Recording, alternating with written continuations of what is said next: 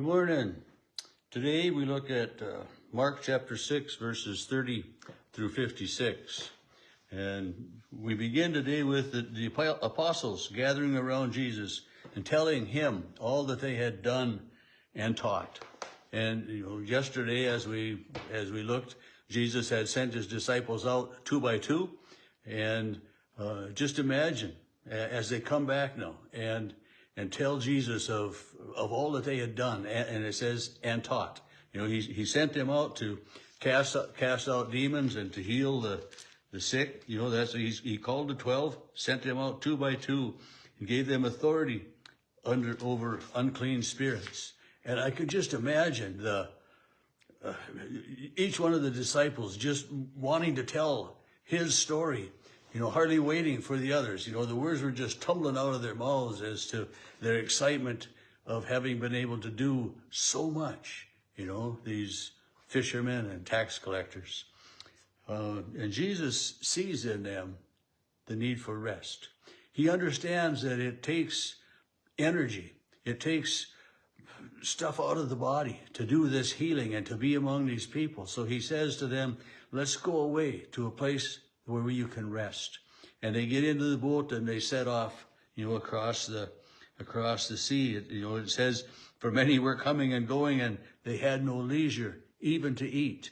And think about that. Is it our leisure time when we eat? I mean, if you're working, you get a lunch break, a dinner break, and so it's a time of rest, a time away from what your occupation is. So I guess it's kind of leisure time as you eat. But so often as we eat, even we're in a hurry. Hurry up and eat and then get back to it. And stuff, because there's stuff pressing. Anyway, they went away. It says in a boat to a deserted place by themselves. And I just kind of chuckled because the very next verse, many saw them going and recognized them. Well, of course, I mean, they knew who Jesus was, and they'd been seeing the disciples, and so they see, these people they're gathered around, so thick and tight that, they hardly have time to eat, it says. But, they recognize Jesus and the disciples getting in the boat. And they just go along the shore, and they're basically there by the time Jesus gets there. They hurried there on foot from all the towns and arrived ahead of them. So this place that was deserted was no longer deserted because people were just hungry for Jesus. I mean, and maybe I shouldn't say hungry, but, they needed to have something of Jesus in their life. They needed to have healing for themselves or for, family or for friends. It wasn't, they weren't gathering around so much basically to hear him teach, although they did that as well, because there were times that Jesus just taught. And so the people are all gathered around there. And he goes ashore, sees this great crowd, and he has compassion on them because they're like sheep without a shepherd. They're just, they're beside themselves and milling around and just, not knowing what to do. So it says he began to teach them many things. And then it gets late and the disciples are, going to send them away. And well, of course, we have the feeding of the 5,000. And the feeding of the 5,000 is in all 4 Gospels. And then, in Mark 8, we have a feeding of the 4,000. And we have, a couple of Gospels that have that feeding of the 4,000 in there. And so, here we are at the end of chapter 6 and, chapter 8. So we'll probably, let's see, today's Thursday, Friday. Yeah, we probably won't get into that till Monday. We'll have another feeding of many people. But Jesus feeds all of these people, these 5,000. Jesus has them sit down in groups of hundreds and of 50s. And, even you think about 100 people. I mean, have you ever fixed food for 100 people? I mean, quite a few years ago, we had a time, and I've been part of groups where, pancake feeds and different things where you feed this many people, but to fix spaghetti with meat sauce or with fettuccine, sauce for 100 people, that's a big task. But so here they are, set in groups of 50 and 100. and this meager amount of food, but Jesus blesses it and distributes it, and there's more than enough for everybody. And they gather up all of the leftovers. And then in verse 45, immediately he made the disciples get back into the boat and go on ahead to the other side, while he dismissed the crowds. And after saying farewell to the crowds, it says he went up on the mountain to pray. And so Jesus had been going to bring the disciples to this deserted place so that they could rest. But there was no rest for them.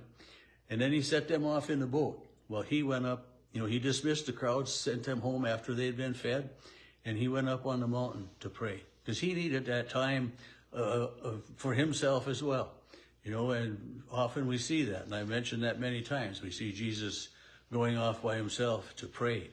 And like with the woman at the well, the disciples go to get food because Jesus, and they're all hungry, and they come back with food, and Jesus says, I have food to eat that you are not aware of, doing God's work. But Jesus was fed and nourished, so many different times by prayer. And sometimes I think for us, I know for myself, you sit down and you take that time in prayer.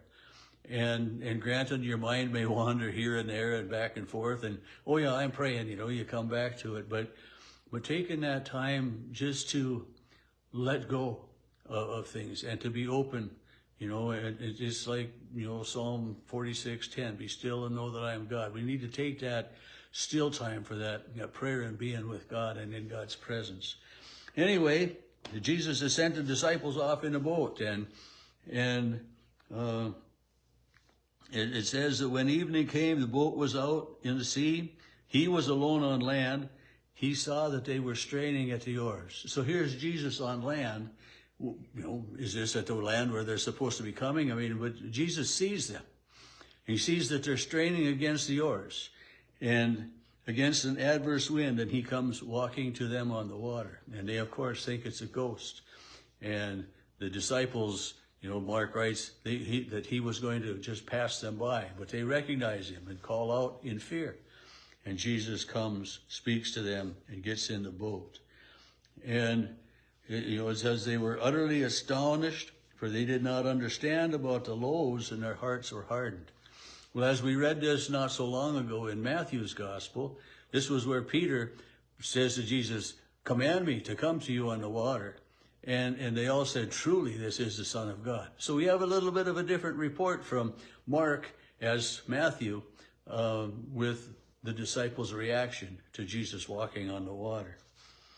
And as they then came to land at the land of Gennesaret, and the land of Gennesaret is different than the land of the Gerasenes or the Gadarenes. It's a different place. But they come across, they dock the boat, and again, they get out of the boat. People at once recognized him and rushed to get all who were sick, all who had demons, all who needed the healing that could come from Jesus Christ. It's just, he found himself with no time, for rest or leisure, unless, just like he had done the night before, he had dismissed the crowds and went off by himself. He just somehow found that time alone. And as I mentioned, I think it's important for us to carve out that time for ourselves too. We just can't go on and on and on and on without a break. And it's part of the reason that God created the Sabbath. It's a day of rest. It's not, the Sabbath is made for humankind. It's made for our rest and for ourselves. And it's just a reminder for us that we just can't go and go and go. And Jesus recognizes that in himself and in his disciples.